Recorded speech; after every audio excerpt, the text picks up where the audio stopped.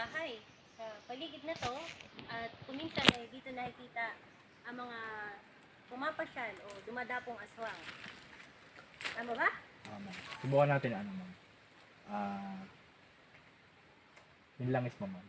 Pakita natin kung paano siya gamitin. Sige, ma'am. Mabaw Lapit na ka. eh. Sige, ma'am. Kumabaw na yung langis ko. Wala na. Sabi ko na nga eh. Silyado to. So, ngayon, subukan natin kung gamitin natin itong langis. Doon ka mag-start. Gamitin natin tong langis na to. Kaso ngayon, ito'y umapaw na. Ito'y nakasilyado at nakapermanente nakasara. So, positibong may aswang dito. At kumukulo na siya, umiinit na yung bote. At umalpas na rin ng langis. Ang bote nito ay konsagrado ng dasal. At ang mga taladrong nandito ay kontra sa aswang. At ito'y umaapaw na. Umaapaw na. May aswang sa paligid. At kung sila'y aatake, sila'y malalatayan talaga ng ating buntot pagi.